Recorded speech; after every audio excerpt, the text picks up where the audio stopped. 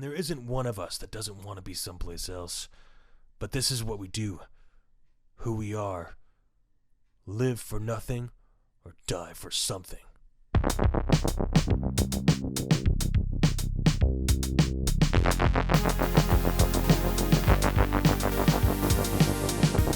Hello and welcome to the Fanatics of Film. My name is Ben and this is my quick review on Rambo Last Blood.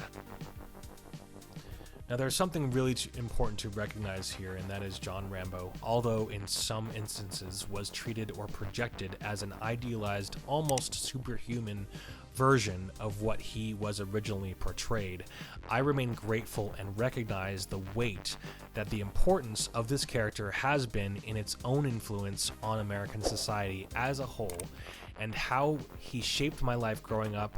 And when we look at who he was when he originally arrived to his friend's house from Vietnam in the small town named Hope in Washington.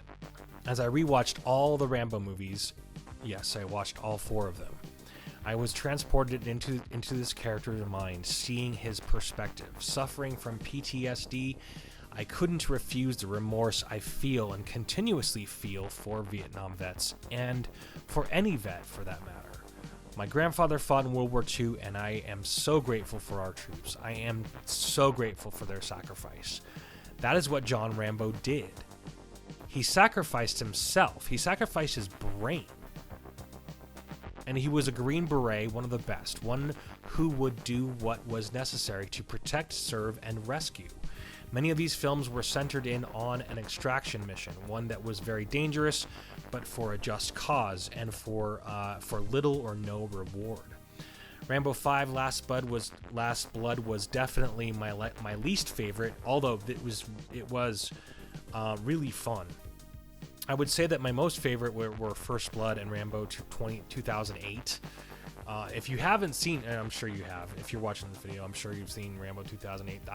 That was amazing to me. That might be tied for first, actually. It's actually in its own class of movie, perhaps its own genre. It's extremely unique, setting itself aside from any of the others.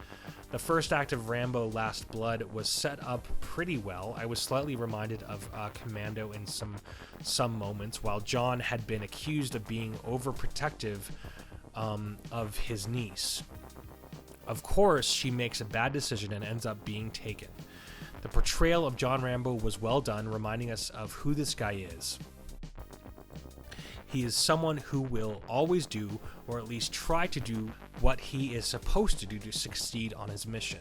He is pushed to save his niece.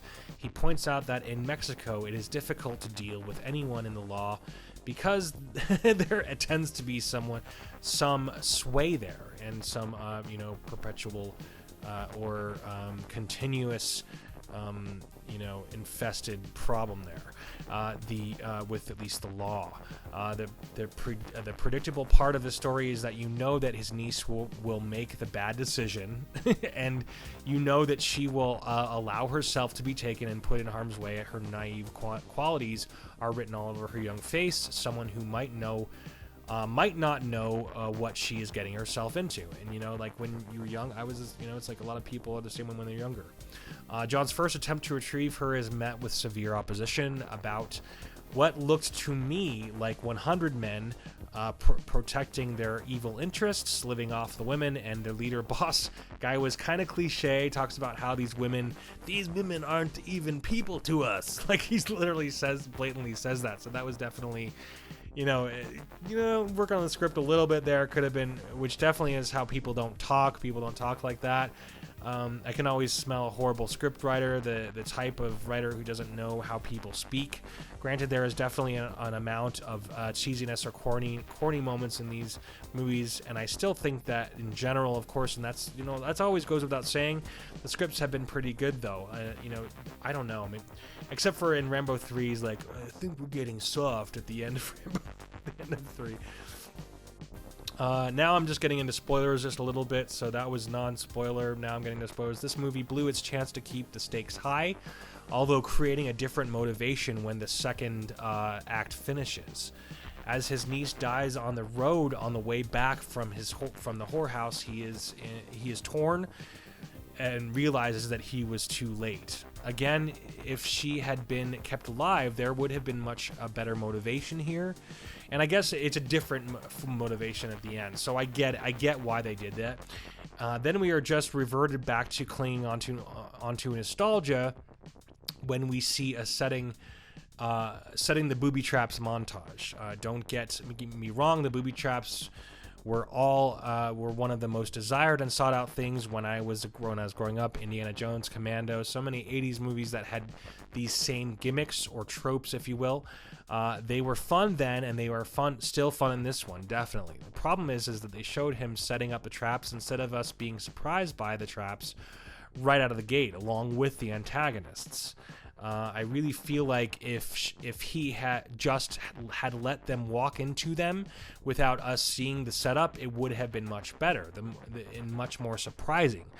Don't get me wrong. This Act 3 was still really fun, and it was actually just the action was really directed really well. Like, you could tell what's going on, everything very precise, very specific, and you can see and understand what's happening. That's extremely important. These days, it's hard to find with action, especially. I just wish that they did something different, not sure what. I do like how they actually changed his motivations by having him realize that he wasn't going to change anything. So that was the end, the big end game at the end there, is that if I recall, there were several moments of him saying that he wished that he could change things, even though it seemed as if he wasn't. He's like, he can't ever change things. So this was him changing things by, knocking out the entire cartel or whatever. So his niece's friend said that specifically, said that, that even though he hadn't, you're never going to change anything, never, and that he wasn't going to change anything. So he decided to change it by killing them all. The end with the pulling the heart out was pretty silly, although reminded me of Indiana Jones there for the Kalima. Kind of funny moment there. So I don't know, what were your thoughts on this? I did enjoy it. It was still good. It was actually surprisingly short. At least it felt short. I don't know how long it was. Maybe it was. I'll probably put it on the screen there and kind of say how long it was. It felt like it was like only an hour and a half, which was fine and dandy, because that was actually good. Strong execution of just a final badass story. So it was definitely good.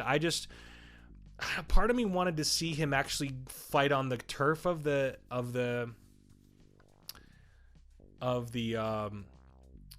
cartel, but then again, that doesn't make sense. It wouldn't make sense. So he couldn't set traps there and everything, and that's his MO. That's his thing, is the traps, is the setting the booby traps and being able to be the stealthy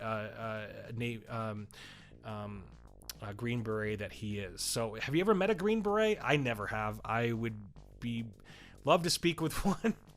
It's amazing what our troops do, what anyone does overseas. This does make me think of Jack Ryan. I've been watching a little bit of Jack Ryan, and that's pretty good.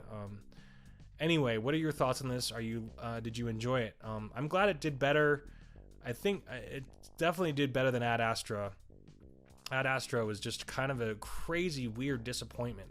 It's a shame that all these people are just getting completely ripped apart by feminism. It's just destroying everything. So anyway, they're talking about how so much soy always loses out, and how Ad Astra had basically just lost out to a Rambo. And then someone left a note pointing out how Stallone is basically just like a left-wing nut who has all these guns and actually owns a lot of guns and has gun permits to all of them, but wants to take away guns from the people. So he's just a left-wing nut like everybody else. Probably not so much of the Orange Man Bad syndrome. Maybe I don't know. Could be, possibly. I have no idea. But it's one of those things where it does make you wonder. He seems to be brainwashed by the Hollywood elite too, which is sad. But whatevs. Who cares? They'll never understand. They'll never get it. And that's just the way it goes. So hope you're having a great day. Thank you so much for joining me. This is the Fanatics of Film. Have a fantastic day. Take care.